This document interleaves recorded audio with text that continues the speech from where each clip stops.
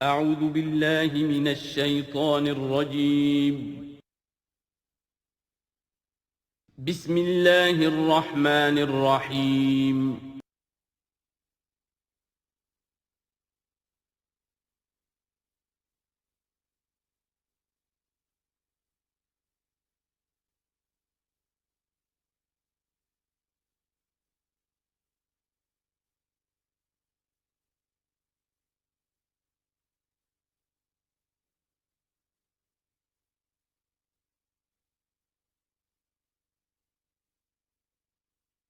اعوذ باللہ من الشیطان الرجیم بسم اللہ الرحمن الرحیم یوم نطوی السماء کطی السجل للکتب کما بدأنا اول خلق نعیدہ وعدا علینا انا کنا فاعلین صدق اللہ العظیم۔ سورہ انبیاء کی جو یہ آخری آیات ہیں ان میں بعض بہت اہم مضامین آئے ہیں۔ ہم جس آیت پر سے گزر چکے ہیں لا یحزنہم الفزع الاکبر، اللہ تعالیٰ کے جو نیک بندے ہوں گے انہیں جو قیامت کا زلزلہ آنے والا ہے، جس سے کہ اگلی صورت شروع ہو رہی ہے جس کے تذکرے سے کہ یا ایھا الناس اتقوا ربکم ان زلزلۃ الساعۃ شیء عظیم، اللہ تعالیٰ انہیں محفوظ رکھے گا اس فزع اکبر کے اثرات سے۔ لا یحزنہم الفزع الاکبر، احادیث سے یہ معلوم ہوتا ہے کہ صورتحال کچھ ایسی پیش آنے والی ہے کہ ابھی وہ ملاحم کا دور جس میں کہ کافی سختیاں آئیں گی مسلمانوں پر، خصوصاً عالم عرب میں، اور جو بھی عیسائیوں اور یہودیوں کا گٹھ جوڑ جو ہے اس کے خلاف مسلمانوں کو جو قتال کرنا ہے، جنگ کرنی ہے، اس میں کئی مراحل آئیں گے جس میں بہت نقصان ہوگا مسلمانوں کا بھی، پھر بالآخر اللہ تعالیٰ فتح دے گا۔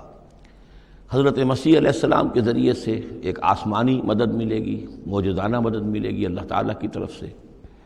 لیکن زمینی سطح پر بھی عام جو اسباب ہیں، عادی اسباب اس دنیا کے، اس کے حوالے سے عرب میں ایک مجدد جو ہیں وہ ظاہر ہوں گے، حضرت مہدی، اور ادھر جو مشرقی علاقہ ہے خراسان کا، جس میں میرے اندازے کے مطابق پاکستان کا علاقہ بھی شامل ہے اور افغانستان ہے، یہاں اس سے پہلے ہی وہ حکومت قائم ہو چکی ہوگی کہ جس سے پھر مدد جائے گی حضرت عیسیٰ علیہ السلام کے ساتھ اور حضرت مہدی کے ساتھ ہو کر پھر وہ اس اتحاد، عیسائی یہودی اتحاد کا مقابلہ کریں گے۔ اس کے بعد یہ ہے کہ پھر آخری مرحلہ آئے گا یاجوج اور ماجوج کے حملے کا، اور پھر پوری دنیا میں اسلام کا بول بالا ہو جائے گا، دین حق کا غلبہ ہوگا، اور مختلف روایات میں مختلف اس کی مقدار آئی ہے، 40 برس تک بھی، کہ پوری دنیا میں اللہ کے دین کا غلبہ ہوگا۔ خلافت علی منہاج النبوہ، جس کی کہ خبریں ہیں حدیث کے اندر کہ 5واں دور وہ آنا ہے ابھی حضور صلی اللہ علیہ وسلم کے زمانے سے لے کر، پہلا دور دور نبوت، پھر دور خلافت علی منہاج النبوہ، پھر ظالم ملوکیت کا دور، پھر غلامی والی ملوکیت کا دور، اور پھر خلافت علی منہاج النبوہ کا دور۔ اور اب جب یہ خلافت آئے گی تو پھر یہ کل روئے ارضی پر ہوگی، گلوبل ہوگی۔ لا یبقى علی ظہر الارض بیت وبر ولا بدر الا ادخلہ اللہ کلمۃ الاسلام، کوئی گھر اور خیمہ ایسا نہیں رہے گا دنیا میں پورے روئے ارضی پر جس میں کلمہ اسلام داخل نہ ہو جائے۔ اور یہ جو فرمایا حضور نے کہ ان اللہ زوالی الارض، اللہ نے میرے لیے زمین کو لپیٹ کر اور سکیڑ کر مجھے پوری زمین دکھا دی، فرائے تو مشارقہا و مغاربہا، میں نے زمین کے سارے مشرق دیکھ لیے، سارے مغرب دیکھ لیے۔ وَإِنَّ أُمَّتِي سَيَبْلُغُ مُلْكُهَا مَا زُوِّيَ لِي مِنْهَا، میری امت کی حکومت ان تمام علاقوں پر قائم ہو کر رہے گی جو مجھے زمین کو سکیڑ کر دکھا دیے گئے۔ تو یہ ایک دور آنا ہے، اس میں کسی شک و شبے کی گنجائش نہیں ہے، اگرچہ میں یہ نہیں کہہ سکتا کہ ابھی اس میں کتنی تاخیر ہے، یہ مختلف مراحل کب شروع ہوں گے، ٹائم ٹیبل نہیں دے سکتے، لیکن یہ کہ تقریباً یوں سمجھیے کہ قرآن مجید کے بین السطور سے اور احادیث نبویہ میں جو صراحت کے ساتھ خبریں آئی ہیں اس کی بنا پر یہ ہونا ہے۔ لیکن اس کے بعد جو قیامت آنی ہے، قیامت سے پہلے ایک مرحلہ ایسا آئے گا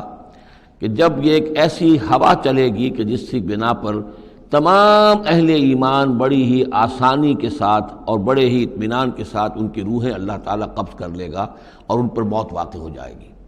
پھر دنیا میں سوائے شریروں کے اور بدماشوں کے اور فساق و فجار کے کوئی نہیں رہے گا، تو پھر ان پر قیامت قائم ہوگی، اور ان کے لیے پھر یہ فضع الاکبر بھی ہے جس کا ذکر ہو رہا ہے یا سورہ انبیاء کے آخر میں، اور انہی کے لیے وہ زلزلۃ الساعہ ہے کہ جس کو کہ اس وقت لوگ جو ہیں وہ دیکھیں گے، وہ ساری جو بھی سختیاں ہیں قیامت کی وہ ان کو برداشت کرنی ہے۔ اللہ اپنے نیک بندوں کو اس سے پہلے ہی ایک ایسی ہوا بھیج کر کے جس کے دل میں بھی ایمان ہوگا اس کی بڑی اطمینان اور سکون کے ساتھ اس کی موت واقع ہو جائے گی۔ اللہ تعالیٰ ان کو اس فضع اکبر سے اور زلزلہ عظیم سے بچا لے گا۔ اس کی صریح خبریں موجود ہیں احادیث نبویہ میں۔ لا یحزنہم الفزع الاکبر، انہیں نہیں ستائے گا وہ فضع اکبر، بڑی گھبراہٹ کا وقت جو آنے والا ہے۔ وتتلقاہم الملائکۃ، اور ان سے ملاقات کریں گے، لینے آئیں گے انہیں فرشتے، ان کا استقبال کریں گے۔ ھذا یومکم الذی کنتم توعدون، یہ ہے آپ کا وہ دن جس کا آپ سے وعدہ کیا جاتا تھا۔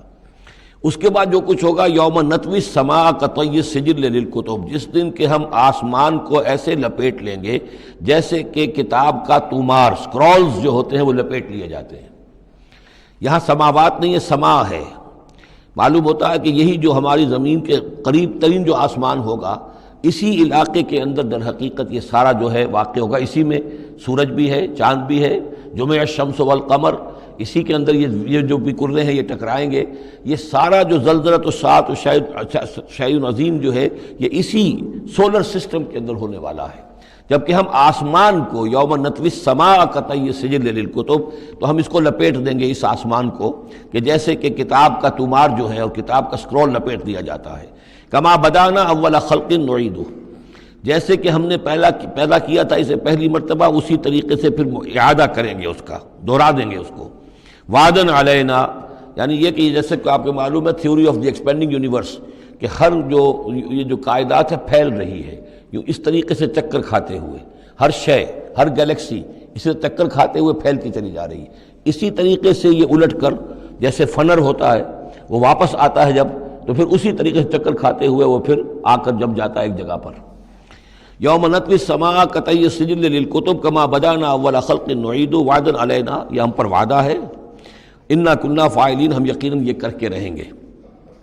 وَلَقَدْ كَتَبْنَا فِي الزَّبُورِ مِن بَعْدِ الذِّكْرِ، اور ہم نے لکھ دیا تھا زبور میں نصیحت کے بعد،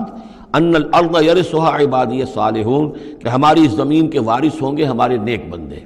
اسی زمین کو جیسا کہ میں نے کہا جنت بنا دیا جائے گا، اور ابتدائی جو ہے نزل جو ہے ان کے لیے ابتدائی جنت وہ اسی زمین پر فراہم کی جائے گی۔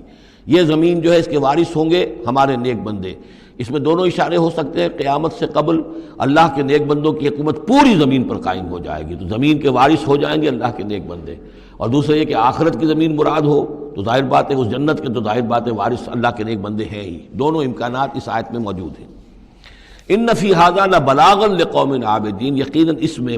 پہنچا دینا ہے، بات کو پہنچا دینا ہے ان لوگوں کے لیے کہ جو اللہ کے بندے ہیں، اللہ کی بندگی کرنا چاہتے ہیں، اللہ کی عبادت پر کاربند رہنا چاہتے ہیں۔ وما ارسلناک الا رحمتا للعالمین، اور نبی ہم نے نہیں بھیجا ہے آپ کو مگر تمام جہان والوں کے لیے رحمت بنا کر۔ آپ صرف عرب کے لیے نہیں بھیجے گئے تھے، اگر عرب کے لیے بھیجے گئے ہوتے تو آپ کا جو مقصد بعثت تھا وہ مکمل ہو گیا،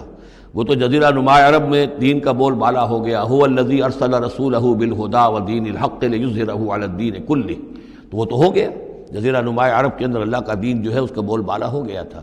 آپ بھیجے گئے تمام جہان والوں کے لیے، لہذا آپ کے بعثت کا مقصد اسی وقت مکمل ہوگا جب کل روئے ارضی پر آپ کا لایا ہوا دین غالب ہو جائے، تب جا کر، جس کو اقبال نے کہا ہے کہ وقت فرصت ہے کہاں، کام ابھی باقی ہے، نور توحید کا اتمام ابھی باقی ہے۔ تو وہ اتمام جو ہے ایک اعتبار سے تو ہو گیا تھا، جزیرہ نما عرب کی حد تک اتمام ہو گیا،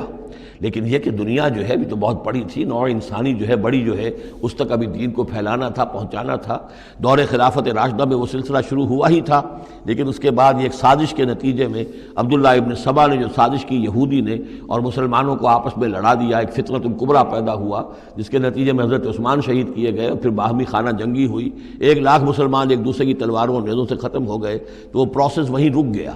اس کے بعد سے تو ہم اس کے واپس آئے ہیں، وہ دین کا جو غلبہ تھا وہ دین سے ہم پیچھے ہٹے ہیں، پسپائی ہوئی ہے۔ لیکن یہ کہ دنیا ختم نہیں ہو سکتی جب تک کہ محمد رسول اللہ صلی اللہ علیہ وسلم کا مقصد بعثت بتمام و کمال پورا نہ ہو، اور مقصد بعثت آپ کا ہے اظہار دین الحق، اللہ کے دین کا غلبہ، اور یہ اللہ کے دین کا غلبہ چونکہ آپ پوری نوع انسانی کے لیے بھیجے گئے ہیں، لہذا کل عالم انسانی پر اس کا ہونا لازم ہے۔ یہ گویا کہ صغریٰ کبریٰ قرآن سے ثابت ہے، لیکن اس کی صراحت کے ساتھ خبریں احادیث میں ہیں۔ وما ارسلناک الا رحمۃ للعالمین قل انما یوحی الی انما الہکم الہ واحد، اے نبی ان سے کہہ دیجئے یہ بات میری طرف وحی کی جا رہی ہے کہ تمہارا الہ بس ایک ہی الہ ہے، فہل انتم مسلمون، تو اب تم اس کی فرما برداری اختیار کرتے ہو یا نہیں؟ فإن تولوا، پھر اے نبی اگر یہ منہ موڑ لیں، پیٹھ دکھا دیں، فقل آذنتکم علی سواء، تو کہہ دیجئے میں نے تمہارے کان کھول دیے ہیں، میں نے اللہ کا پیغام تمہیں کھلم کھلا ڈنکے کی چوٹ پہنچا دیا ہے ہر ایک کے لیے۔ اب تمہارے سرداروں کو بھی میں نے بات سمجھا دی ہے، عوام کے سامنے بھی پیش کر دیا ہے، سب کے لیے برابر، کوئی طبقہ ایسا نہیں رہا ہے اس تمہارے معاشرے کا جس کے سامنے کہ میری دعوت نہ پہنچ چکی ہو۔ اب آذنتکم علی سواء، سب کو یکساں میں نے سنا دیا، پہنچا دیا، اللہ کی تبلیغ کا حق ادا کر دیا۔ ان ادری اقریب ام بعید ما توعدون، یہ میں نہیں جانتا کہ جس چیز کا تم سے وعدہ کیا جا رہا ہے، جس چیز کی دھمکی دی جا رہی ہے، جو عذاب آنے والا ہے، وہ قریب ہے یا دور ہے۔ ٹائم ٹیبل میں نہیں دے سکتا، لیکن یہ کہ تمہارے اوپر جو بھی تمہارے کرتوتوں کے نتائج ہیں وہ بالآخر وہ تمہارے اوپر تمہاری شامت اعمال بن کر آئیں گے۔ وَإِنْ أَدْرِي أَقَرِيبٌ أَمْ بَعِيدٌ مَا تُوعَدُونَ، وہ قریب ہے یا دور ہے یہ میں نہیں کہہ سکتا۔ یہی جیسا کہ میں عرض کر رہا ہوں کہ یہ تمام جو سلسلہ ہے کہ جو احادیث نبویہ اور قرآن مجید، اور نہ صرف یہ کہ احادیث نبویہ بلکہ سابقہ جو کتابیں ہیں، آخر وہ بھی کتابیں تھیں اللہ کی، ان میں تحریف تو ہوئی ہے لیکن پھر بھی حق بات بھی موجود ہے، اس میں بھی جو پیشن گوئیاں موجود ہیں۔ چنانچہ آپ دیکھتے ہیں کہ اس وقت دنیا میں ہر اعتبار سے یہ جو چند سال اب رہ گئے ہیں اس صدی کے، 1999 اور 1998 بھی اس میں شامل ہے، پھر یہ کہ اس صدی کے اختتام پر اور پھر اگلی صدی کے شروع ہونے کے بارے میں نوسٹریڈیمس کی پیشن گوئیاں، شاہ ولی کی پیشن گوئیاں، پچھلے دنوں تو اخبارات میں آیا کہ گاندھی جی کی بھی کوئی پیشن گوئیاں برآمد ہوئی ہیں جو بھی اسی عرصے کے لیے تھیں، شاید وہ بھی کہیں کوئی سنیاسی سے کچھ انہوں نے سنا ہو، وہ کوئی ان کی کوئی ایک وہ جو ہے ڈائری برآمد ہوئی ہے، جنگ میں خبر سنی تھی، شائع ہوئی تھی۔ وائن برگر جو ہے جو رہا ہے پچھلی حکومت کے اندر بڑا اہم، اس کی یہ پیشن گوئیاں ہیں۔ تو یہ سارا جو ہے، اور جو بائبل کی آخری کتاب ہے بک آف ریولیشن، حضرت یوحنا، حضرت یحییٰ جو حضرت مسیح کے حوارین میں سے تھے، ایک یوحنا تو وہ ہے جو نبی تھے، یحییٰ وہ تو نبی تھے، جان دی بیپٹسٹ، ایک یہ جان ہیں جو حواری ہیں جن کے کہ وہ مکاشفات ہیں کہ جو آخری کتاب ہے بائبل کی، اور یہ احادیث نبویہ ہیں کہ جن میں کتاب الملاحم اور کتاب و آثار الساعہ وغیرہ ہیں، کتاب الفتن، تو ان سب سے معلوم ہوتا ہے کہ یہ چیزیں اب آنے والی ہیں اور معاملہ زیادہ دور نہیں رہا ہے، لیکن کتنا قریب ہے یہ بھی ہم نہیں کہہ سکتے۔ وَإِنْ أَدْرِي أَقَرِيبٌ أَمْ بَعِيدٌ مَا تُوعَدُونَ إِنَّهُ يَعْلَمُ الْجَهْرَ مِنَ الْقَوْلِ وَيَعْلَمُ مَا تَكْتُمُونَ، یقیناً اللہ تعالیٰ جانتا ہے کھلی بات کو بھی جو بلند آواز سے کہی جاتی ہے، اور وہ تو اس کو بھی جانتا ہے جسے تم چھپاتے ہو اپنے دلوں کے اندر۔ وَإِنْ أَدْرِي لَعَلَّهُ فِتْنَةٌ لَكُمْ وَمَتَاعٌ إِلَىٰ حِينٍ، اور میں نہیں جانتا، میں نہیں کہہ سکتا، ہو سکتا ہے کہ ابھی اس تاخیر میں تمہارے لیے کوئی آزمائش ہو، اللہ تمہیں ابھی اور fresh lease of existence grant کر دے،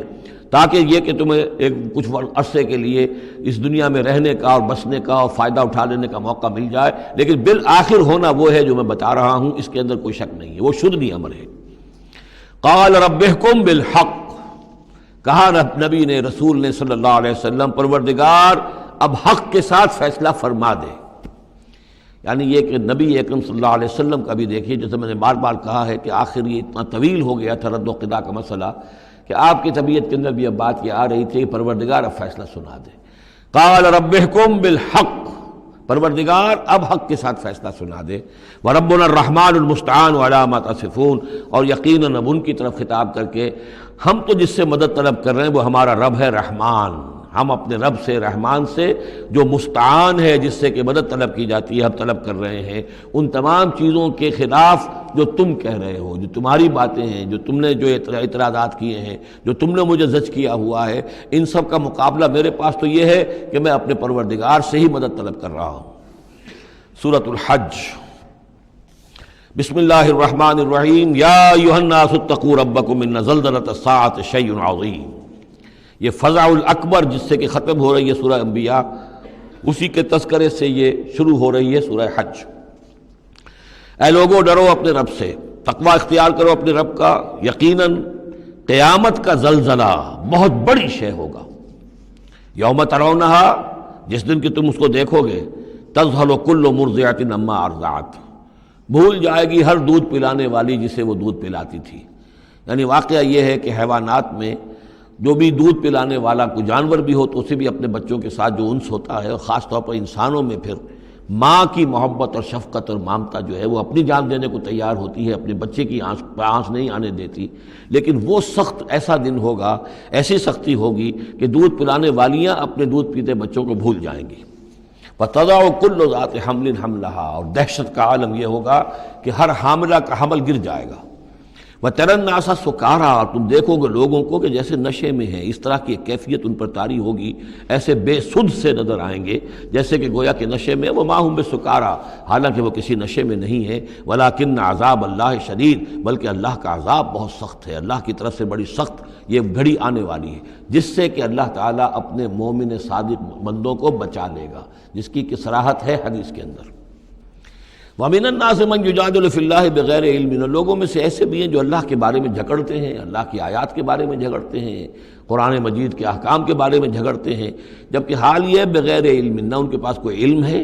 وَيَتَّبِعُ كُلَّ شَيْطَانٍ مَرِيدٍ، اور وہ پیروی کر رہے ہوتے ہیں، صاف نظر آتا ہے کہ ہر سرکش شیطان کی پیروی کر رہے ہیں، ان کے عمل کو دیکھو تو مغرب کی نقالی کر رہے ہیں، ان کی ہر ایک چیز کی جو ہے انہوں نے اپنی زندگی میں اختیار کی ہوئی ہے، پورا جو ہے مغربی ان کے اوپر تہذیب کا غلبہ ہے، ساری اقدار، لیکن باتیں بڑھائیں گے قرآن کی طرف سے اور حدیث کی طرف سے، اور انکار حدیث ہے اور فلاں یہ ہے، اور قرآن کا تو نتیجہ یہ نکلتا ہے، وہ نہیں نکلتا ہے، اور یہ اجتہاد کیا جانا چاہیے، اور قرآن مجید جو ہے یہ تو اب کتاب جو ہے بوسیدہ ہو گئی ہے، یہ باتیں بھی کہی گئی ہیں کہ کوئی ایسا بھی ہمارا جو نظام ہونا چاہیے اجتہاد کا جو قرآن مجید کو بھی اوور رول کر سکے، یہ باقاعدہ رائے موجود ہے کہ قرآن مجید میں بھی جو صریح احکام آئے ہیں وہ بھی ایک خاص قوم کے لیے، خاص وقت کے لیے تھے، یہ ہمیشہ کے لیے نہیں ہے۔ تو بڑے بڑے دانشور، بڑے بڑے جو اسکالرز ہیں، بڑی بڑی ڈگریاں ان کے پاس ہیں، میک گل سے لے کر آئے ڈگریاں، ڈاکٹر فضل الرحمان صاحب آئے تھے تو میک گل سے ڈگری لے کر آئے تھے، جنہوں نے جو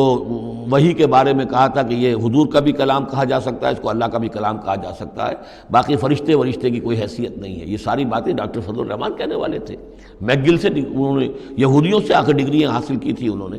اور انہوں نے جو بھی بہت سے اور دانشور بہت سے موجود ہیں اس وقت دنیا میں کہ جو ویسے سمجھے جاتے ہیں کہ بہت وہ اسلامی اسکالرز ہیں، ٹاپ کے اسکالرز ہیں، وائٹ ہاؤس میں بھی انہیں طلب کیا جاتا ہے۔ یہ جو سید حسین نصر ہیں، ایرانی ایک ہیں، اب وہ رہ گئے ہیں جن کا ڈنکا بج رہا ہے زیادہ، ورنہ پہلے یہ ہے کہ یہ دو تھے، سید حسین نصر بھی تھے اور ڈاکٹر فضل الرحمان بھی تھے پاکستان کے۔ لیکن وَمِنَ النَّاسِ مَن يُجَادِلُ فِي اللَّهِ بِغَيْرِ عِلْمٍ وَيَتَّبِعُ كُلَّ شَيْطَانٍ مَرِيدٍ كُتِبَ عَلَيْهِ، اس شیطان کے بارے میں تو یہ بات لکھ دی گئی ہے، طے کر دی گئی ہے، أَنَّهُ مَن تَوَلَّاهُ، کہ جو کوئی بھی اس کی دوستی اختیار کرے گا، فَأَنَّهُ يُضِلُّهُ، تو وہ اسے گمراہ کر کے رہے گا، وَيَهْدِيهِ إِلَىٰ عَذَابِ السَّعِيرِ، اور پہنچا کر رہے گا اسے اس جلانے والے دوزخ کے عذاب میں۔ یا ایھا الناس، اے لوگو، ان کنتم فی ریب من البعث، اگر تمہیں کوئی شک ہے کہ کیسے دوبارہ زندہ ہو جائیں گے، کیسے اٹھا لے گا اللہ تعالیٰ، کوئی تمہیں اشکال پیدا ہوتا ہے تو لو ہم تمہیں ایک مثال سے سمجھاتے ہیں۔ فَإِنَّا خَلَقْنَاكُم مِّن تُرَابٍ، سوچو ہم نے تمہیں مٹی سے پیدا کیا، اس لیے کہ باپ کے بھی جسم میں اگر نطفہ بنا ہے، منی بنی ہے، کہاں سے بنی ہے؟ غذا کہاں سے آئی تھی اس کی؟ ساری غذا تو مٹی سے آئی ہے، زمین سے آئی ہے، یہیں سے آئی ہے، وہ منرلز ہیں، وہ سب کچھ ہیں، گوشت کھایا ہے تو بکری نے جو کہاں سے غذا لی تھی؟ زمین سے لی تھی۔ تو تمہاری جو تخلیق ہے سب کی ابتدا میں جو ہے وہ مٹی سے ہے، من تراب ثم من نطفۃ، پھر وہ نطفے کی ایک شکل بنی، ثم من علقۃ، پھر تم ایک علقہ کی شکل میں تھے۔ اس علقہ کے بارے میں بعد میں عرض کروں گا، ابھی میں اس کا کوئی ترجمہ نہیں کر رہا، اس کا ترجمہ عام طور پر جمع ہوا خون کیا جاتا ہے، یہ ترجمہ صحیح نہیں ہے۔ ثم من مضغۃ، پھر یہ کہ وہ ایک لوتھڑے کی طرح تھا، گوشت کا ایک لوتھڑا سا تھا، مخلقۃ غیر مخلقۃ، پہلے اس پہ کوئی نشانات تھے ہی نہیں، پھر اس لوتھڑے کے اوپر نشانات آنے شروع ہوئے، معلوم ہوا کہ یہاں سے یہ بازو نکلیں گے، یہاں سے یہ ٹانگیں نکلیں گی، اسی کے اندر جو ہے یہ آثار شروع ہو گئے۔ لنبین لکم، تاکہ ہم تمہیں کھول کھول کر بیان کر دیں۔ یہ جو بھی سٹیجز ہیں کہ جو ایمبریونک جو سٹیجز ہیں، اس میں واقعہ یہ کہ اس کے بارے میں کیتھل مور کا میں قول آپ کو سنا چکا ہوں، جو تعارف قرآن کا میرا لیکچر تھا، کہ ان چیزوں کے بارے میں حیران اور ششدر ہیں جو اس وقت ایمبریولوجی کے سب سے بڑے ماہر ہیں، جن کی ٹیکسٹ بکس دنیا کے اندر سب سے زیادہ مستند مانی جاتی ہے، کہ کہ ہم حیران ہیں کہ یہ ساری چیزیں قرآن مجید نے کیسے کہی ہیں، اور یہ بالکل ایگزیکٹ جو ہے تعبیر ہے ان سٹیجز کی کہ جو رحم مادر میں انسانی جنین جن سٹیجز سے گزرتا ہے اس کی اس سے زیادہ صحیح تعبیر ہو نہیں سکتی۔ وَنُقِرُّ فِي الْأَرْحَامِ مَا نَشَاءُ، یہی مضمون چونکہ دوبارہ پھر آئے گا سورہ مومنون کے پہلے رکوع میں، تو میں وہاں اس کے بارے میں تفصیل سے عرض کروں گا۔ اور ہم ٹھہرائے رکھتے ہیں رحموں میں جو ہم چاہتے ہیں، یعنی رحم کے اندر پھر رحم مادر میں وہ حمل رہتا ہے، اب وہ حمل بیٹے کا ہوا ہے، بیٹی کا ہوا ہے، یا بیٹا یا بیٹی وہ ذہین ہے، فتین ہے، خوبصورت ہے، کیسی ہے، صحیح ہے، سالم ہے، وہ ہمارا فیصلہ ہے۔ نقر فی الارحام ما نشاء الی اجل مسمى، ہم ٹھہرائے رکھتے ہیں رحموں میں جو ہم چاہتے ہیں ایک وقت معین تک، ثم نخرجکم طفلا، پھر ہم تمہیں نکالتے ہیں، وہ تم چھوٹے سے بچے ہوتے ہو، ثم لتبلغوا اشدکم، پھر تم اپنی پوری جوانی کو پہنچتے ہو، قوت کو پہنچتے ہو، ومنکم من یتوفی، تم میں سے وہ بھی ہیں کہ جو پہلے ہی ان کا انتقال ہو جاتا ہے، انہیں قبض کر لیا جاتا ہے، انہیں اللہ تعالیٰ لے جاتا ہے، ومنکم من یرد الی ارذل العمر، اور تم میں سے ایسے بھی ہوتے ہیں جو بڑی ہی نکمی ضعیفی کی عمر کو پہنچ جاتے ہیں، لکیٰ لا یعلم من بعد علم شیئا، کہ پھر وہ نہ جانے سب کچھ جاننے کے باوجود کچھ بھی۔ بڑھاپا آتا ہے تو ایسا آتا ہے، ڈیمنشیا بھی ہو جاتا ہے، ساری ذہنی صلاحیتیں ختم ہو جاتی ہیں، یادداشت زائل ہو جاتی ہے، پھر بچپن کی عادتیں عود کر آتی ہیں، لکیٰ لا یعلم من بعد علم شیئا، پھر یہ صورت بھی ہو جاتی ہے۔ یہ ارذل العمر ہے جس سے کہ حضور صلی اللہ علیہ وسلم نے اللہ کی پناہ مانگی ہے کہ اللہ اس سے پہلے اٹھا لے، اس سے پہلے کہ انسان اس کیفیت میں آ جائے کہ جس کا نقشہ یہاں کھینچا جا رہا ہے، لکیٰ لا یعلم من بعد علم شیئا۔ بڑا سقراط تھا، بقراط تھا، کچھ تھا، لیکن اب کیا ہو گیا ہے اس کو دیکھیے۔ وَمِنْكُمْ مَنْ يُرَدُّ إِلَىٰ أَرْذَلِ الْعُمُرِ، ان کے لیے دعا کر لیجئے، اللہم اغفر لہ وارحمہ وادخلہ فی رحمتک وحاسبہ حسابا یسیرا۔ ان سے ایک بہت بڑی خطا ہوئی ہے، رجم کی سزا کے بارے میں میں سورہ نور میں عرض کروں گا، لیکن اللہ تعالیٰ تمام خطاؤں کو معاف فرمانے والا ہے۔ اللہم اغفر لہ وارحمہ وادخلہ فی رحمتک وحاسبہ حسابا یسیرا، اللہم نور مرقدہ واکرم منزلہ والحقہ بعبادک الصالحین، آمین یا رب العالمین۔ وَمِنْكُمْ مَنْ يُتَوَفَّى وَمِنْكُمْ مَنْ يُرَدُّ إِلَىٰ أَرْذَلِ الْعُمُرِ لِكَيْ لَا يَعْلَمَ مِنْ بَعْدِ عِلْمٍ شَيْئًا وَتَرَى الْأَرْضَ، اب ایک تو نقشہ کھینچا انسانی زندگی کا، اس آپ مٹی سے چل کر تم کہاں سے کہاں پہنچ گئے، پھر فوت ہو کے پھر مٹی بن جاتے ہو۔ یہ جس کی یہ قدرت ہے، جس کی یہ خلاقی ہے، جو اس سارے نظام کو لے کر چل رہا ہے، تمہیں اس کے بارے میں کوئی شک ہے؟ اس کی قدرت کے بارے میں کوئی تمہیں یہ شبہ وارد ہو سکتا ہے کہ وہ دوبارہ پیدا نہیں کر سکتا؟ اچھا ایک اور مثال لے لو، وَتَرَى الْأَرْضَ حَامِدَةً، تم دیکھتے ہو زمین کو کہ پڑی ہوئی ہے، بے آب و گیا، خشک اور ویران، کئی زندگی کے آثار نہیں۔ فَإِذَا أَنزَلْنَا عَلَيْهَا الْمَاءَ اهْتَزَّتْ وَرَبَتْ، پھر جب ہم اس پر پانی برساتے ہیں تو وہ تازہ ہو جاتی ہے، اہتزاز، اور وہ اس میں جنبش ہو جاتی ہے، اہتزت۔ یہتزو جو آیا یہ لفظ پہلے ہم پڑھ چکے ہیں کہ جب حضرت موسیٰ کا عصا زمین پر انہوں نے رکھا تو وہ تو اب ہلنے لگا، حرکت کرنے لگا جیسے کہ سانپ حرکت کرتا ہے، تو زمین میں بھی حرکت پیدا ہو جاتی ہے، اس لیے کہ اب جو کونپلیں نکل رہی ہیں وہ حرکت کر رہی ہیں، وہ ادھر ادھر جو ہے، جو پہلے زمین پڑی ہوئی تھی ساکن، صامت، ساکن، بے آب و گیا، خشک، لیکن اس کے بعد اہتزت، اس کے اندر ایک حرکت پیدا ہوتی ہے، وہ ربت، وہ ابھرتی ہے، گویا کہ جیسے وہ گھاس یا سبزہ اوپر اٹھ رہا ہے، اور جیسے کہ فصل گویا کہ زمین اٹھ رہی ہے، وہ اٹھتی ہے، ابھرتی ہے، وَأَنبَتَتْ مِن كُلِّ زَوْجٍ بَهِيجٍ، اور ہر طرح کی قسم قسم کی تر و تازہ چیزیں جو ہیں وہ اگا دیتی ہے زمین۔ تو ذرا سوچو، زمین مردہ تھی، اللہ نے زندہ کر دیا۔ تمہارا اپنا معاملہ یہ ہے کہ مٹی سے لے کر اور تمہارے ایک انسان پورے بننے تک، یہ پھر کیسے شک کرتے ہو؟ تمہیں اللہ تعالیٰ کی قدرت میں بھی کوئی شک نہیں ہونا چاہیے۔ یہ تمہاری زندگی کا سائیکل چل رہا ہے اور یہ نباتاتی سائیکل چل رہا ہے ساتھ کے ساتھ، یہ چند مہینے کا ہوتا ہے، یہ تمہارا جو ہے یہ 60 70 80 برس کا ہے، اس کے علاوہ تو کوئی فرق نہیں۔ ذالک بان اللہ هو الحق، یہ اس لیے ہے کہ اللہ تعالیٰ الحق ہے، اس کے حق ہونے میں، برحق ہونے میں کسی شک و شبے کی گنجائش نہیں۔ وانہ یحیی الموتیٰ، اور یہ کہ وہ مردہ کو زندہ کرتا ہے، مردہ کو زندہ کرے گا۔ زمین تمہارے سامنے مردہ پڑی ہوتی ہے اور زندہ ہو جاتی ہے۔ وانہ علی کل شیء قدیر، اور یہ کہ وہ تو ہر چیز پر قادر ہے۔ وان الساعۃ آتیۃ، اور یہ کہ قیامت آ کر رہنی ہے، لا ریب فیہا، اس میں کسی شک و شبے کی گنجائش نہیں۔ وان اللہ یبعث من فی القبور، اور یقیناً اللہ تعالیٰ اٹھائے گا ان کو جو قبروں کے اندر ہے۔ بعث بعد الموت ہو کر رہے گا۔ وَمِنَ النَّاسِ مَن يُجَادِلُ فِي اللَّهِ بِغَيْرِ عِلْمٍ وَلَا هُدًى وَلَا كِتَابٍ مُنِيرٍ، اور لوگوں میں سے کچھ ایسے بھی ہیں جو اللہ کے بارے میں، اللہ کی باتوں کے بارے میں، اللہ کی صفات کے بارے میں، ذات خداوندی کے بارے میں جھگڑتے ہیں، بحثیں کرتے ہیں، نزاع کرتے ہیں، نہ ان کے پاس علم ہے، بغیر علم ولا ہدن، نہ کوئی ہدایت ہے، ولا کتاب منیر، نہ کوئی روشن کتاب ہے جس سے وہ رہنمائی لے رہے ہوں۔ ثانی عطفہ، وہ اپنی گردن کروٹ اپنی موڑ کر چل دیتا ہے،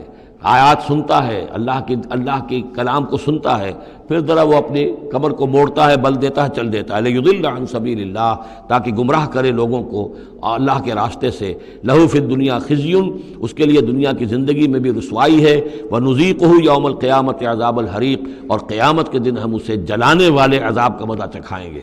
ذالک بما قدمت یداک، اور یہ سب کچھ ہے تیرے اپنے دونوں ہاتھوں کے کرتوتوں کی وجہ سے، جو بھیجا ہے تیرے دونوں ہاتھوں نے، بما قدمت یداک، وان اللہ لیس بظلام للعبید، اور یقیناً اللہ تعالیٰ تو اپنے بندوں پر ظلم کرنے والا نہیں ہے۔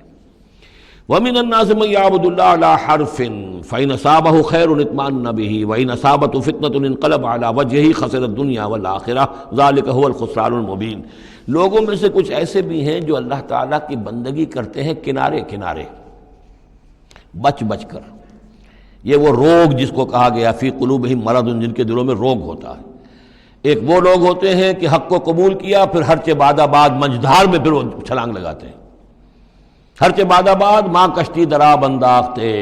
ہم نے حق کو قبول کیا، اس کشتی کو ہم نے پانی میں ڈال دیا ہے، اب یہ کشتی تیرے گی تو ہم تیریں گے، یہ ڈوبتی ہے تو ہم ڈوبنے کے لیے تیار ہیں۔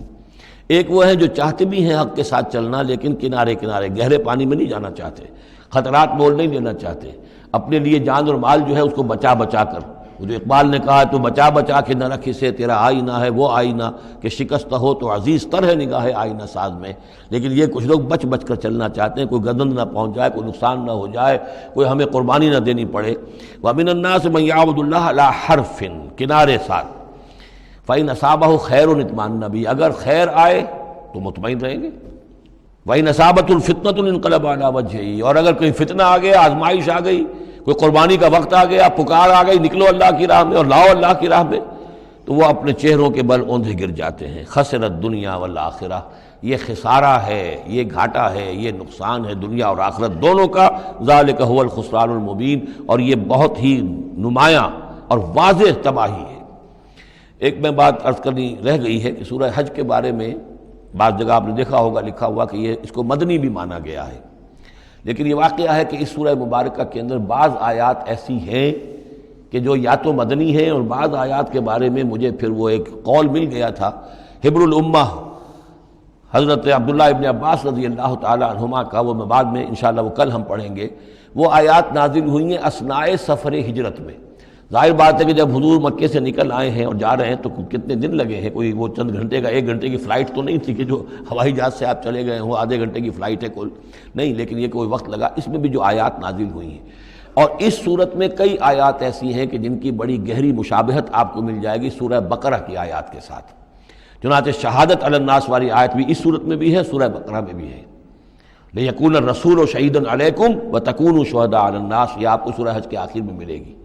جہاد کا لفظ بھی اس صورت مبارکہ میں ملے گا۔ یہ آیت بھی آپ غور کریں گے تو سورہ بقرہ کے دوسرے رکوع میں جو مثال آئی تھی، منافقین کا حال یہ ہے، او کصیب من السماء فیہ ظلمات ورعد وبرق یجعلون اصابعهم فی آذانہم من الصواعق حذر الموت واللہ محیط بالکافرین۔ تو یہ جب بجلی جب چمکتی ہے، کوئی روشنی نظر آتی ہے، چل پھر لیتے ہیں، لیکن اس کے بعد پھر جیسے ہی اندھیرا ہوتا ہے کھڑے رہ جاتے ہیں۔ تو بالکل وہی کیفیت ہے کہ جب ذرا حالات صحیح ہوئے، نارمل ہوئے، کوئی خطرہ نہیں، کوئی اندیشہ نہیں، کوئی مطالبہ نہیں، کوئی جنگ کی مہم جو ہے پیش نظر نہیں ہے، تو وہ بڑے چلت پھر دکھا رہے ہیں، حضور کے پاس آ رہے ہیں، باتیں کر رہے ہیں، گویا کہ وہ بھی اہل ایمان کے ساتھ ہیں۔ لیکن جب ذرا مشکل وقت آیا، اوندھے منہ گر پڑے۔ وَمِنَ النَّاسِ، اللہ تعالی ہمیں اس سے بچائے، اور دین اور ایمان کے ساتھ اور اللہ کے دین کو قائم کرنے کی جد و جہد میں مخلصانہ اور ہمہ تن ہمہ وجوہ اپنے آپ کو جھونک دینے کی ہمت عطا فرمائے۔ وَمِنَ النَّاسِ مَن يَعْبُدُ اللَّهَ عَلَىٰ حَرْفٍ فَإِنْ أَصَابَهُ خَيْرٌ اطْمَأَنَّ بِهِ وَإِنْ أَصَابَتْهُ فِتْنَةٌ انقلب عَلَىٰ وَجْهِهِ خَسِرَ الدُّنْيَا وَالْآخِرَةَ ذَلِكَ هُوَ الْخُسْرَانُ الْمُبِينُ۔ یدعو من دون اللہ ما لا یضرہ وما لا ینفعہ، یہ پکارتا ہے اللہ کے سوا ان کو جو نہ اسے کوئی ضرر پہنچا سکتی ہے نہ نفع، ذالک هو الضلال البعید، یہی ہے بہت ہی گمراہی، دور کی گمراہی۔ یدعو لمن ضرہ اقرب من نفعہ، وہ پکارتا ہے اللہ کو، اس کو کہ جس کا ضرر جو ہے وہ اس کے نفع سے قریب تر ہے۔ اللہ کے سوا کسی کو پکارو گے تو نفع تو کوئی ہے نہیں لیکن ضرر تو پہنچ گیا۔ لبئس المولا ولبئس العشیر، بہت ہی برا ہے وہ دوست اور بہت ہی برا ہے رفیق۔ ان اللہ یدخل الذین آمنوا وعملوا الصالحات جنات تجری من تحتها الانہار، یقیناً اللہ تعالیٰ داخل کرے گا ان لوگوں کو جو ایمان لائے اور جنہوں نے نیک عمل کیے ان باغات میں جن کے دامن میں ندیاں بہتی ہوں گی۔ ان اللہ یفعل ما یرید، یقیناً اللہ تعالیٰ کرتا ہے جو چاہتا ہے، جس چیز کا ارادہ کرتا ہے وہ کر گزرتا ہے، فعال لما یرید ہے۔ من کان یظن ان لن ینصرہ اللہ فی الدنیا والآخرۃ فلیمدد بسبب من السماء ثم لیقطع فلینظر هل یذهبن کیدہ ما یغیظ۔ یہ آیت مشکلات القرآن میں سے ہے، بہت سے مختلف انداز میں اس کی تعبیرات کی گئی ہیں، لیکن میرا دل ٹھکا ہے اسی تعبیر پر کہ جو موضح القرآن میں شاہ عبد القادر دہلوی رحمۃ اللہ علیہ نے کی ہے، اور میں اسی کو وضاحت کے ساتھ پیش کر رہا ہوں۔ جو شخص دین کے لیے خدمت کر رہا ہو، دین کے لیے لگا ہوا ہو کام کے اندر، داعی ہے یا اس کسی داعی کے ساتھ ہے، اب اس کے لیے یہ ہوتا ہے کہ ایک تو امید ہوتی ہے کہ اللہ کی مدد آئے گی، آج نہیں تو کل آئے گی، کل نہیں تو پرسوں آئے گی۔ اگر کسی وجہ سے انسان حالات کو دیکھ کر اتنا مایوس ہو جائے کہ اللہ کی مدد کی اسے امید نہ رہے، یہ چیز پھر اس کے لیے بہت بڑی ناکامی کا سبب بن جائے گی۔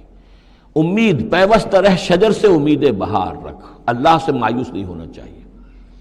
نہ لا تقنطوا من رحمت اللہ، ٹھیک ہے دیر ہو جائے کوئی حرج نہیں، لیکن یہ کہ یہ اللہ کی مدد آئے گی، اللہ جو ہے نصرت فرمائے گا، اللہ تعالی ہماری مدد کرے گا۔ والذین جاہدوا فینا لنہدینہم سبلنا، جو لوگ ہماری راہ میں محنت کریں گے، جدوجہد کریں گے، ہم لازماً انہیں اپنے راستے دکھائیں گے۔ یہ اللہ کا پختہ وعدہ ہے، ان وعدوں پر یقین رکھنا چاہیے۔ لا انک لا تخلف المیعاد، اے اللہ ہمیں یہ اندیشہ نہیں ہے کہ تو اپنا وعدہ پورا نہیں کرے گا، خلاف کرے گا، ہاں ہمیں اندیشہ ہوتا ہے کہ ہم تیرے وعدوں کے مصداق بن سکیں گے یا نہیں، ان کا مصداق بننے کی شرائط پوری کر سکیں گے کہ نہیں۔ یہ کیفیت بندے کی رہنی چاہیے، اللہ تعالیٰ کی مدد سے اور اللہ تعالیٰ کی نصرت سے مایوس کبھی نہیں ہونا چاہیے۔ تو اس کی ایک مثال دی ہے کہ اگر کوئی شخص کسی رسی کے ساتھ کہیں اوپر سے ایک رسی ہے اس نے پکڑا ہوا ہے، تو تب تک تو یہ کہ تھاما ہوا ہے، یہ اللہ تعالیٰ کے ساتھ ہے نا، حبل اللہ، یہ قرآن جو ہے القرآن حبل اللہ الممدود من السماء الی الارض، اسی طرح امید اللہ سے رکھنا، رجا رکھنا، یہ بھی گویا کہ ایک معنوی رسی ہے کہ جو اللہ تعالیٰ کے ساتھ ہمیں جوڑے ہوئے، جب تک یہ رسی رہے گی ہمیں سہارا رہے گا، جب یہ رسی کاٹ دیں گے ہم، وہ امید منقطع کر دیں گے تو سوائے اس کے اور کیا ہوگا کہ زمین پر رودے منہ گر جائیں گے۔ من کان یظن ان لن ینصرہ اللہ فی الدنیا والآخرہ، جس شخص کا یہ گمان ہو جائے کہ اللہ ہرگز مدد نہیں کرے گا اس کی دنیا میں اور نہ آخرت میں، فلیمدد بسبب من السماء، اسے چاہیے کہ ذرا ایک رسی آسمان کی طرف تانے، ثم لیقطع، پھر کاٹ دے، اسے توڑ دے، فلینظر هل یذهبن کیدہ ما یغیظ، پھر دیکھے کہ اس سے اس کا جو غصہ ہے اندر کا، اس میں جو مایوسی کی آگ جل رہی ہے اس میں کوئی کمی ہوئی؟ یعنی جب تک وہ رسی ہے کچھ نہ کچھ امید تو رہے گی، تو اس امید جو ہے اللہ پر اور اللہ کی نصرت اور اللہ کے وعدوں پر جو یقین ہے اس کو برقرار رکھو، یہ تمہیں سہارا دے گی۔ وَكَذَلِكَ أَنزَلْنَاهُ آيَاتٍ بَيِّنَاتٍ، اسی طرح ہم نے اتارا ہے اس قرآن کو روشن اور کھلی باتوں کی شکل میں۔ وَأَنَّ اللَّهَ يَهْدِي مَن يُرِيدُ، اور اللہ تعالیٰ ہدایت دیتا ہے جس کو چاہتا ہے،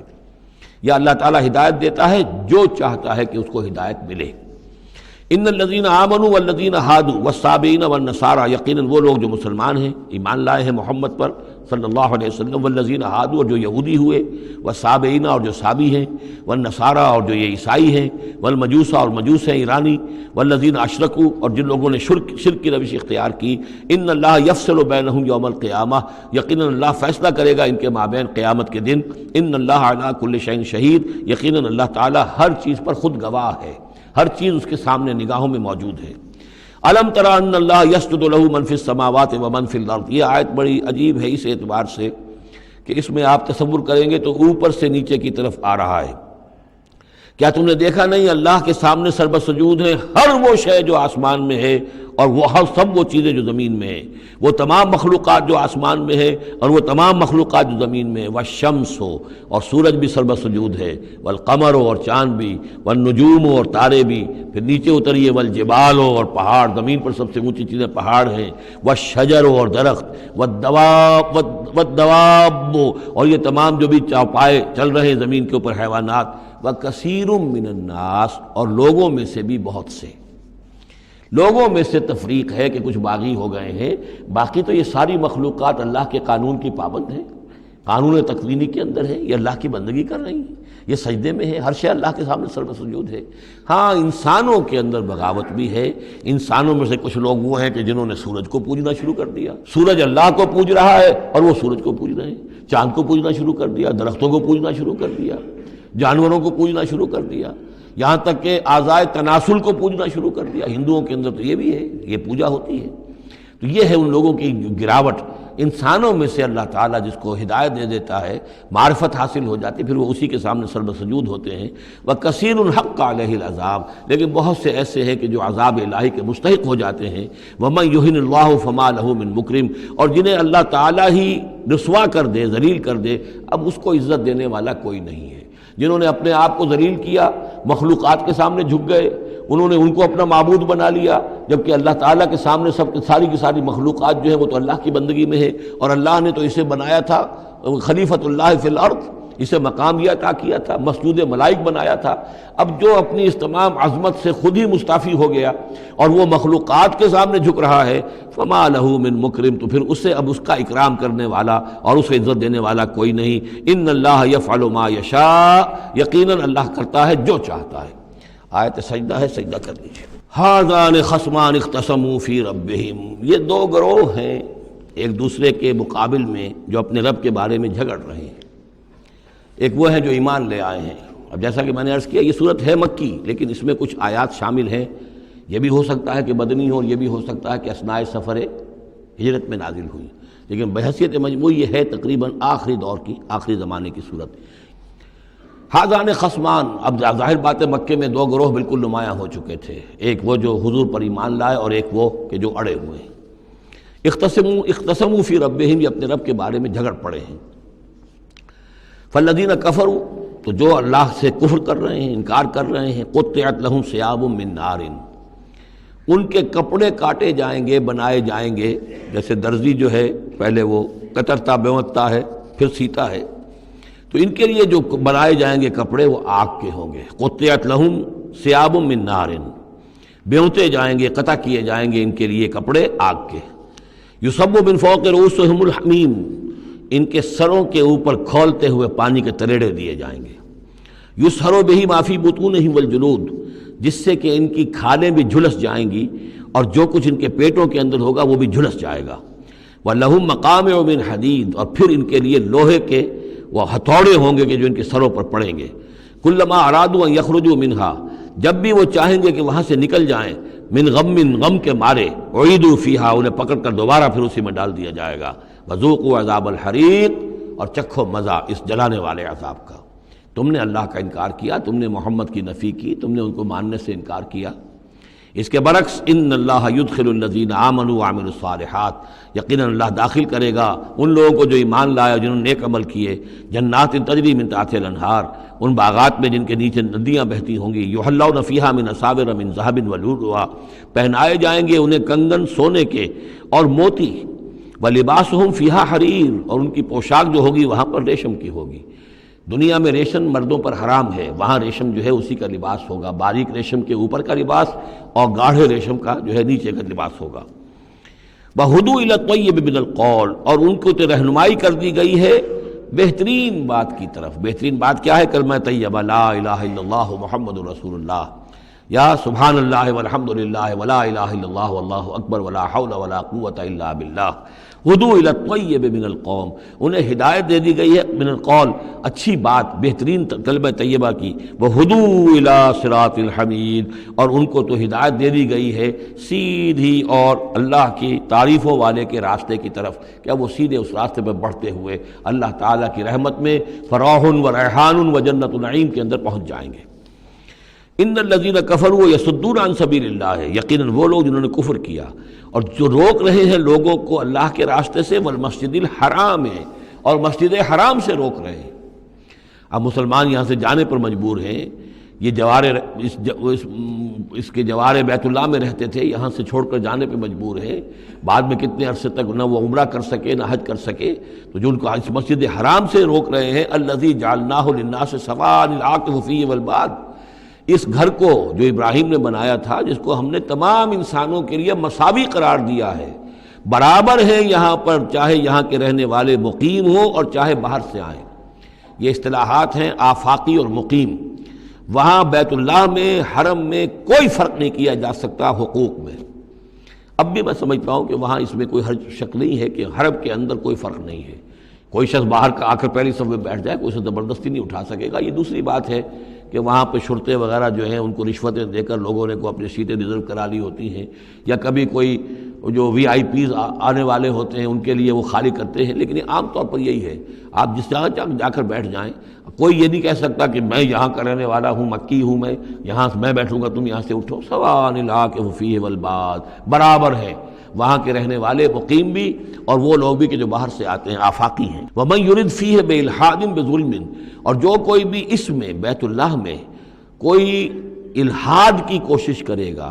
اللہ تعالیٰ کے سیدھے راستے سے ہٹانے کی لوگوں کو، اور اس میں کجی پیدا کرنے کی کوشش کرے گا شرارت نفس کی بنا پر، نُذِقْهُ مِنْ عَذَابٍ أَلِيمٍ، اس سے ہم مزہ چکھائیں گے دردناک عذاب کا۔ وَإِذْ بَوَّأْنَا یہ دو رکوع ہیں ابھی سورہ مبارکہ کے، حج کے مناسک کا کچھ ذکر ہے یہاں پر، خاص طور پر قربانی کا خاص طور پر ذکر ہے۔ سورہ بقرہ کے دو رکوع 24واں 25واں، اس میں بھی حج کے مناسک آ چکے ہیں، لیکن وہاں پر اصل قربانی کا ذکر نہیں تھا، وہ تو صرف یہ ہے کہ وہ دم جو دینا پڑتا ہے اگر کسی وجہ سے سر منڈانا پڑ گیا ہے قبل از وقت، اور یا اسی طریقے سے تمتع اگر کیا ہے تو اس کا وہ دم شکر کا ہے وغیرہ وغیرہ۔ لیکن یہاں پر جو دو ہے، ایک قربانی اور ایک طواف، ان دو کا جو ہے ذکر ہو رہا ہے خاص طور پر یہاں۔ وَإِذْ بَوَّأْنَا لِإِبْرَاهِيمَ مَكَانَ الْبَيْتِ، اور جب ہم نے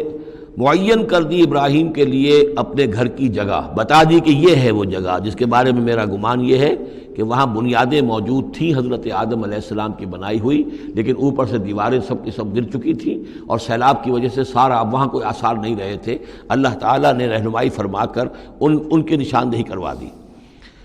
اللہ تشرک بی شیئا، اور یہ حکم دے دیا گیا میرے ساتھ کسی شے کو شریک نہ کرنا، وطہر بیتیا، اور میرے اس گھر کو پاک رکھنا، للطائفین، طواف کرنے والوں کے لیے، والقائمین، اور قیام کرنے والوں کے لیے، کھڑے ہو کر نمازیں پڑھنے والوں کے لیے، والرکع السجود، اور رکوع کرنے والوں کے لیے اور سجود کرنے والوں کے لیے۔ یہ گویا کہ جیسے وہاں آیا تھا وَعَهِدْنَا إِلَىٰ إِبْرَاهِيمَ وَإِسْمَاعِيلَ أَن طَهِّرَا بَيْتِيَ لِلطَّائِفِينَ وَالْعَاكِفِينَ وَالرُّكَّعِ السُّجُودِ، تقریباً وہی آیت یہاں پر آئی ہے، صرف یہ کہ عاکف کی بجائے یہاں قائمین کا لفظ آیا ہے۔ وَأَذِّن فِي النَّاسِ بِالْحَجِّ، اور اے ابراہیم اب پکارو لوگوں کو، اذان دو، پکارو حج کے لیے۔ اب کیسے پکارا ہوگا، کیسے آپ نے یہ پیغام پہنچایا ہوگا، کہاں سے اللہ تعالیٰ نے ان کی آواز کو، ان کی پکار کو کہاں کہاں پہنچایا ہوگا، یہ اللہ تعالیٰ کا معاملہ ہے۔ یا تو کا رجالن، پکاریے لوگوں کو، حج کی دعوت دیجیے، آئیں گے وہ آپ کے پاس پیدل چل کر بھی، وعلیٰ کل ضامرن، اور بڑی لاغر اونٹنیوں پر بھی، یعنی دور دراز سے آئیں گے تو سفر کی وجہ سے اونٹنیاں لاغر ہو چکی ہوں گی۔ یاتین من کل فج عمیق، جو یہاں پر پہنچیں گی وہ اونٹنیاں اور لوگ آئیں گے بڑی دور دراز کی راہوں سے، دور دراز کی، یہ فج کہتے ہیں پہاڑوں کے درمیان کے راستے کو، چونکہ یہ سارا پہاڑی علاقہ ہے تو نہ معلوم کہاں کہاں سے گہری وادیوں میں سے ہو کر لوگ جو ہیں پہنچتے ہیں۔ لیشہدوا منافع لہم، تاکہ یہ آئیں حاضر ہوں ان جگہوں پر کہ جو ان کے لیے منفعت کی جگہیں ہیں۔ وَيَذْكُرُ اسْمَ اللَّهِ فِي أَيَّامٍ مَعْلُومَاتٍ، اور اللہ کا نام لیں معین دنوں کے اندر، یعنی قربانیاں دیں معین دنوں میں۔ 10ویں ذی الحجہ کی قربانی کا دن ہے، اس کے بعد جو ہے 11ویں کو بھی ہو سکتی ہے، 12ویں کو بھی ہو سکتی ہے، یا ایام معلومات ہیں۔ عَلَىٰ مَا رَزَقَهُم مِّن بَهِیمَةِ الْأَنْعَامِ، تو اللہ کا نام لیں ذبح کرتے ہوئے، اللہ کا نام لیں ان پر کہ جو ہم نے انہیں یہ چوپائے عطا کیے ہیں، مویشی دیے ہیں۔ فَكُلُوا مِنْهَا، تو ان کو ذبح کر کے ان کی قربانی دے کر اس میں سے خود بھی کھاؤ۔ وَأَطْعِمُوا الْبَائِسَ الْفَقِيرَ، اور جو برے حال میں ہو، فقیر محتاج جو بہت ہی خستہ حال ہے، اس کو بھی کھلاؤ۔ ثُمَّ لْيَقْضُوا تَفَثَّهُمْ، پھر یہ کرنے کے بعد پھر اپنے میل کچیل دور کرو، پھر احرام کھولنا ہوتا ہے، پھر یہ کہ وہ رنحت، رمی ہوتی ہے، نہر ہوتا ہے، حلق ہوتا ہے، اور پھر طواف۔ چار یہ الفاظ جو ہیں یہ 10ویں تاریخ کے ہیں، 4 افعال، رمی اور نہر، پھر جا کر قربانی دینا، پھر یہ کہ حلق کر کے اور پھر یہ احرام کھل گیا، اب نہاؤ دھو، میل کچیل جو بھی احرام کی وجہ سے صاف کرو، اچھے کپڑے پہنو، اور پھر جاؤ اور طواف کرو، طواف زیارہ۔ ثم لیقضوا تفثهم، پھر چاہیے کہ وہ دور کریں اپنے میل کچیل، ولیوفوا نذورهم، اور جو بھی نذریں مانگی ہوئی ہوں ان کو پورا کریں، ولیطوفوا بالبیت العتیق، اور اب جا کر اس قدیم گھر کا طواف کریں۔ ذالک، یہ سن چکے، ومن يعظم حرمات اللہ فهو خیر له عند ربہ، اور جو کوئی اللہ تعالیٰ کی حرمتوں کی تعظیم کرے، یہ بیت اللہ الحرام ہے، یہ اشہر حرم ہے، یہ ساری چیزیں جو ہے اللہ تعالیٰ کی حرمتیں ہیں، حرمات اللہ ہیں، اللہ نے جس جس چیز کو کہ محترم قرار دیا ہے۔ سورہ مائدہ میں ہم پڑھ چکے ہیں، وہ جانور کے جو ہدی کے جانور ہیں وہ بھی محترم ہیں، جن کے گھروں میں گردنوں میں پٹے ڈال دیے گئے ہیں، معلوم ہے کہ یہ ہدیم بالغ الکعبہ جانے والے ہیں، وہ بھی محترم ہیں۔ عام مین البیت الحرام جو ہیں، جو لوگ حاجی جا رہے ہیں، ان کی بھی حرمت ہے۔ تو جو بھی من یعظم حرمات اللہ ہے، جو کوئی بھی اللہ تعالیٰ کی حرام کی ہوئی شے، محترم ٹھہرائی ہوئی چیزوں کی تعظیم کرے گا، فہو خیر لہ عند ربہ، تو وہ اسی کے لیے بہتر ہوگا، اس کا اجر و ثواب اسے ملے گا اپنے رب کے پاس۔ وَأُحِلَّتْ لَكُمُ الْأَنْعَامُ إِلَّا مَا يُتْلَىٰ عَلَيْكُمْ، اور حلال کر دیے گئے تمہارے لیے سارے چوپائے سوائے اس کے جو تم کو سنا دیا گیا ہے، یعنی یہ کہ خنزیر کا معاملہ ہے، اس کو حرام کر دیا گیا ہے، باقی بکری ہے، بھیڑ ہے، گائے ہے، بیل ہے، اونٹ ہے، ان سب کو اللہ کی راہ میں تو اس کی قربانی ہو سکتی ہے۔ فَاجْتَنِبُوا الرِّجْسَ مِنَ الْأَوْثَانِ، تو پھر تم بچو، ان بتوں کی گندگی سے بچو۔ یہ ہے اصل میں بچنا جو ہے وہ سب سے پہلے شرک، اور وہاں پر سب سے بڑا شرک جو ہے وہ بت پرستی کا ہو رہا تھا۔ وَاجْتَنِبُوا قَوْلَ الزُّورِ، اسی طریقے سے جھوٹ کہنے سے، جھوٹ بات سے بھی بچو۔ حنفاء للہ، یکسو ہو جاؤ اللہ کی طرف، یکسو اسی کے بندے بن جاؤ، غیر مشرکین بہ، اس حال میں کہ اس کے ساتھ کسی بھی اعتبار سے شرک نہ ہو، کسی پہلو سے، کسی اعتبار سے، ذات میں، صفات میں، حقوق میں، اختیارات میں، کہیں بھی کوئی شرک کا شائبہ نہ آنے پائے۔ ومن یشرک باللہ، اور جو کوئی اللہ کے ساتھ شرک کرے گا، فکأنما خر من السماء، تو وہ تو ایسے ہے جیسے وہ رسی کٹ گئی اور اب وہ زمین کے اوپر گر پڑا، زمین کی طرف جا رہا ہے آسمان سے۔ کوئی شخص ہے جو آسمان سے کسی بلند چیز سے کسی رسی کے ساتھ لٹکا ہوا ہے، وہاں سے گر گیا یا رسی کٹ گئی، اب جو گر رہا ہے فکأنما خر من السماء فتخطفه الطیر، اب یا تو یہ کہ وہ جو پرندے ہیں وہ اسے اچک کر لے جائیں، کوئی باز آئے اور پکڑ کر لے جائے، کوئی اور ہو، جو بھی یہ بڑے بڑے جانور ہوتے ہیں کہ جو شکار کرتے ہیں پرندوں کا، تخطفه الطیر، پرندے اس کو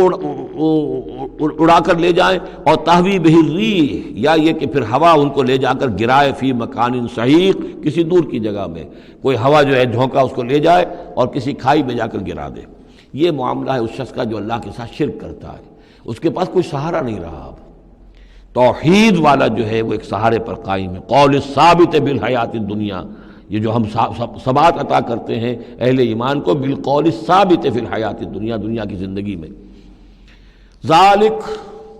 یہ تم نے سن لیا، یہ احکام تم نے سن لیے۔ ومن یعظم شعائر اللہ، پھر سن لو جو اللہ کے شاعر کی تعظیم کرے گا، فإنہا من تقوی القلوب، تو یقیناً یہ دلوں کے تقوی کی بات ہے۔ ان تمام چیزوں کی ہم پڑھ چکے ہیں سورہ بقرہ میں، ان الصفا والمروۃ من شعائر اللہ،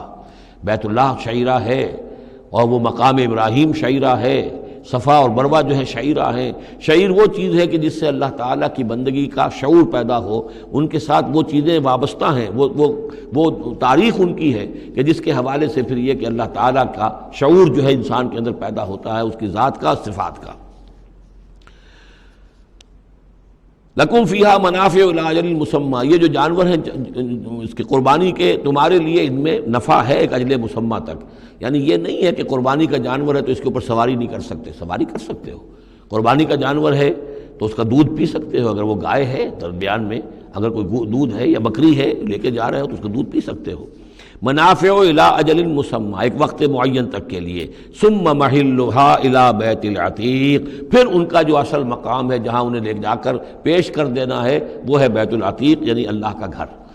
اللہ کا گھر کا جو منہر ہے پھر اس کو وسیع کر کے، اور منا کی وادی میں ایک بہت بڑی جگہ ہے، ورنہ اس سے پہلے جو ہے یہ مروہ کی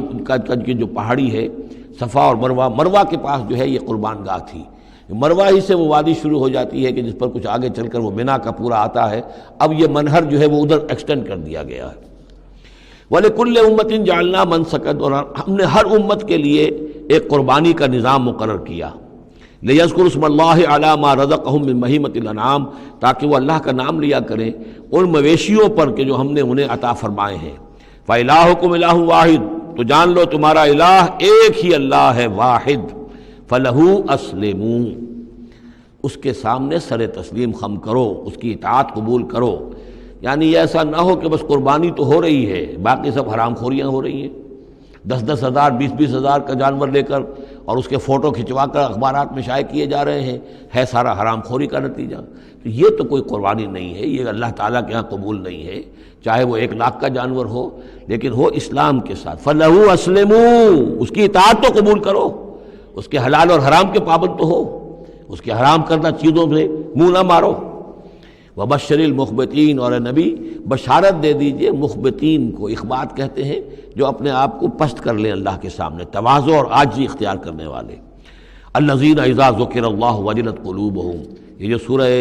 انفال کے شروع میں الفاظ آئے تھے اس سے ملتے جلتے الفاظ ہیں۔ وہ کون لوگ ہیں؟ وہ لوگ مخبتین کہ جب اللہ کا ذکر کیا جائے تو ان کے دل لرز اٹھتے ہیں، کانپ اٹھتے ہیں۔ وَالصَّابِرِينَ عَلَىٰ مَا أَصَابَهُمْ، اور جو بھی کوئی تکلیف ان پر آئے، کوئی مصیبت آئے، کوئی ناگوار صورتحال درپیش ہو جائے تو اس پر صبر کرنے والے۔ والمقیم الصلاۃ، اور نماز کے قائم کرنے والے۔ ومما رزقناہم ينفقون، اور جو کچھ ہم نے ان کو دیا ہے اس میں سے ہمارے لیے خرچ کرنے والے، ہماری رضا جوئی کے لیے، ہمارے دین کے لیے یا محتاجوں کے لیے انفاق کرنے والے۔ اللہم ربنا اجعلنا منہم والبدن جعلناها لکم من شعائر اللہ، اور یہ جو قربانی کے جانور خاص طور پر اونٹ ہیں، ان کو ہم نے تمہارے لیے ان کو بھی شاعر بنا دیا، یہ بھی اللہ کے شاعر میں سے ہے، اس لیے کہ یہ اونٹ جو ہے ابھی اللہ کے نام پر قربان کیے جا رہے ہیں۔ لکم فیہا خیر، تمہارے لیے ان میں خیر ہے، بھلائی ہے۔ ظاہر بات ہے کہ ان کا بھی گوشت تم کھا سکو گے اور غریبوں کو کھلا سکو گے، لیکن یہ کہ ہیں وہ شاعر اللہ، اس لیے کہ وہ نامزد ہو چکے ہیں بیت اللہ کے لیے، اللہ کے لیے کہ یہ قربانی کے جانور ہیں کہ جن کو قربان کیا جانا ہے بیت اللہ کے قریب۔ فاذکروا اسم اللہ علیہا صواف، تو اس پر ان پر نام لیا کرو اللہ کا، ان کو کھڑا کر کے سیدھا، صواف صفے باندھ کر، قطار باندھ کر۔ یہ جو نقشہ ہے یہ خاص طور پر جو حجۃ الوداع میں حضور نے جو قربانی دی ہے تو 63 آپ نے اونٹ اپنے ہاتھ سے نہر فرمائے، کل 100، یہ 63 آپ نے اپنے ہاتھ سے نہر فرمائے۔ اور یہ آتا ہے روایات کے اندر، اب یہ چونکہ معاملہ حضور کا ہے اور اس میں ہمیں کسی شک و شبے کی گنجائش نہیں ہے کہ اب کھڑے ہوئے ہیں قطار میں، اور ایک اب نہر کرنے کا طریقہ بھی ہوتا ہے، برچھا مارا جاتا ہے اونٹ کی یہاں گردن میں، اس کو گرا کر ذبح کرنا آسان کام نہیں ہے، کھڑے ہوئے اونٹ کو برچھا لگایا جاتا ہے، یہاں اس کی جو بڑی وینز ہے خون کا فوارہ چھوٹتا ہے، جب خون بہت زیادہ بہہ جاتا ہے پھر وہ گرتا ہے ایک طرف، ایک پہلو کے اوپر، تو پھر اس کا معاملہ جو ذبح کرنے کا ہوتا ہے۔ تو حضور جیسے برچھا مارتے تھے اور اس کے بعد پھر اگلا اونٹ اپنی گردن خود آگے کرتا تھا۔ نہ شود نصیب دشمن کے شود ہلاک تیغت، سر دوستاں سلامت کی تو خنجر آزمائی، گویا کہ ان کے لیے خود ایک اعزاز تھا، اللہ نے شعور دیا ہے۔ وہ تو جو ایک سوکھی ہوئی لکڑی تھی جس کا سہارا لے کر حضور صلی اللہ علیہ وسلم وہ آپ خطبہ دیا کرتے تھے جمعے کا، پھر جب ممبر بنا دیا گیا اب وہ اس لکڑی جو ہے اس کا آپ سہارا نہیں لے رہے، تو پہلا دن جب تھا کہ آپ نے اس کا سہارا نہیں لیا اور آپ ممبر پر کھڑے ہو کر آپ نے جب خطبہ دیا ہے تو اس سوکھی لکڑی میں سے ایسی آواز آ رہی تھی جیسے کوئی بچہ بلک بلک کر رو رہا ہو کہ میری یہ سعادت آج ختم ہو گئی ہے، مجھے جو سعادت نصیب تھی کہ محمد الرسول اللہ صلی اللہ علیہ وسلم میرا سہارا لیا کرتے تھے، مجھ پر ٹیک لگایا کرتے تھے، یہ مجھ سے جاتی رہی فضیلت، بلک بلک کر رو رہا ہے۔ حنانہ اس کو کہتے ہیں، ستون حنانہ، اب بھی مسجد نبی میں ایک ستون ہے حنانہ، حنین کہتے ہی اس کو ہے کہ جس میں رقت ہو، بچہ رو رہا ہو، بلک رہا ہو تو یہ حنین ہے، تو حنانہ ہے وہ۔ اور اس کے لیے یہ نوٹ کر لیجیے، کہا ہے مولانا روم نے، فلسفی کو منکر حنانہ است، از حواس انبیاء بیگانہ است۔